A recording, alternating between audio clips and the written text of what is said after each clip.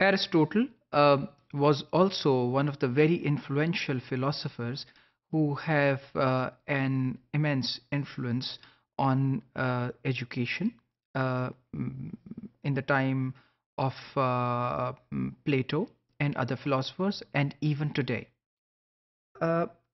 Aristotle के बारे में बहुत से फिलोसोफर्स और पोइट्स ने जो अल्फाज इस्तेमाल किया वो कुछ ऐसे हैं कि उससे बस जो कि एक हिस्टोरियन है वो ये कहते हैं कि nature's private secretary dipping his pen in intellect. और दांते जो कि एक पोइट हैं वो ये कहते हैं master of those that know, यानी उनके मास्टर्स जिनको सब कुछ पता है। सो एरिस्टोटल के बारे में ये अल्फाज उनकी तारीफ में इस्तेमाल किए हैं फिलोसोफर्स और पोइट्स ने।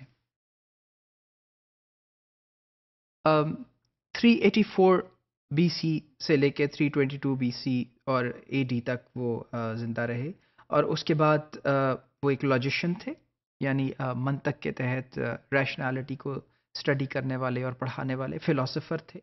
साइकोलॉजिस्ट थे, माहिर नफ्सियात थे, मॉरलिस्ट थे, अखलाकियात के माहिर थे, साइंटिस्ट थे, और उसके बाद एक बायोलॉजिस्ट थे, हयातियात के माहिर थे, पॉलिटिकल थिंकर थे, यानी एक सियासी फ़िक्र और सोच रखने वाले इंसान थे, और एक लिटरेरी क्रिटिक भी थे, और एक लिटरेरी तनकीद निगार भी थे। प्लेटो के स्टूडेंट थे। Interestingly Aristotle was Plato's student, but he broke with him on certain differences regarding philosophy. He is also known as the father of realism and the scientific method. उनको फादर कहा जाता है realism and scientific method, यानी वो Pioneer थे, वो इसके मौजिब थे, वो इसके बानी थे रियलिज्म के और साइंटिफिक मेथड के। And devoted much time to reading, thus earned the nickname of reader. और चूंकि बहुत रीडिंग्स किया करते थे, बहुत पढ़ा करते थे, तो उन्हें नाम रीडर का दिया जाने लगा। उनकी इम्पॉर्टेंट कॉन्ट्रीब्यूशंस में एक कॉन्ट्रीब्यूशन ये है कि he is an agent of transition from the Hellenic age to the Hellenistic as.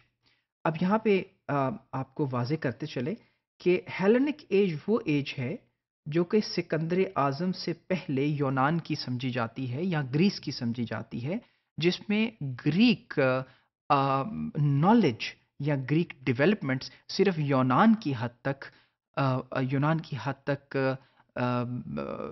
रुकी हुई थीं, यूनान की हद तक ठहरी हुई थीं, जिसके अंदर वो दुनिया तक नहीं पहुंची थीं। और एरिस्टोटल चूँकि अरस्तू जो कि अलेक्जेंडर द ग्रेट के ट्यूटर थे और उनके उस्ताद थे सिकंदर आज़म के, जब सिकंदर आज़म ने फतूहात की और तकरीबन पूरी दुनिया को फ़तह कर लिया, तो फिर जो एज शुरू होती है हम उसे हेलेनिस्टिक एज का नाम देते हैं। यानी हेलेनिस्टिक एज वो है जिसमें ग्रीक नॉलेज पूरी दुनिया तक फैल गया, यानी दुनिया के कोने कोने तक चला गया। लेकिन बिफोर दैट हेलेनिक एज थी, और एरिस्टोटल इन दोनों एजेस के बीच में पाए जाते हैं, और ट्रांजिट करने में उनका एक अहम किरदार है, अलेक्जेंडर को ट्यूट करने में और फिर ग्रीक नॉलेज को पूरी दुनिया तक लेके जाने में।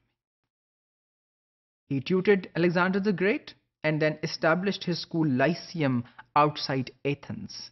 एथेंस जो यूनान का दारुल खलाफा है, उसके बाहर इन्होंने अपना एक स्कूल शुरू किया, अपनी एक पढ़ाने की जगह जो थी उसे मुंतखब किया और बनाया, जिसको हम लाइसियम कहते हैं। और लाइसियम में कुछ फ़र्क थे कि प्लेटो ने जो स्कूल शुरू किया, जो एकेडमी शुरू की, उसका नाम उन्होंने एकेडमी रखा।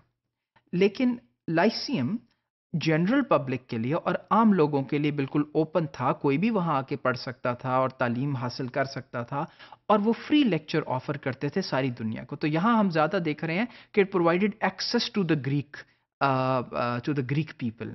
यूनान के लोगों को मुकम्मल एक्सेस फराहम की गई कि वो वहाँ आके तालीम हासिल कर सकते थे। He built a substantial library in the Lyceum.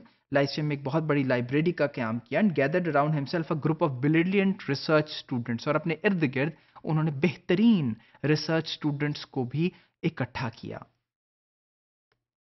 और फिर उसके बाद उन्होंने प्लेटो की बहुत सी टीचिंग्स और सुकरात की या सोक्रेटिस की बहुत सी टीचिंग्स को रिजेक्ट कर दिया।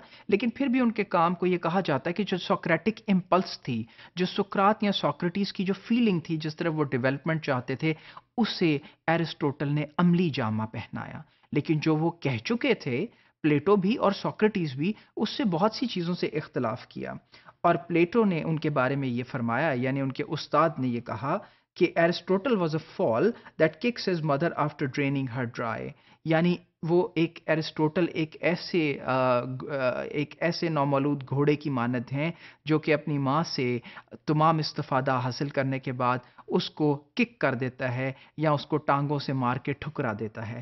شاید یہ وہ اپنی حالت کے بارے میں بیان کر رہے تھے جو انہوں نے فیل کیا جب ایرسٹوٹل نے ان سے بریک کیا، ان کو چھوڑا اور اپنے فلسفے کی طرف راغب ہو گئے۔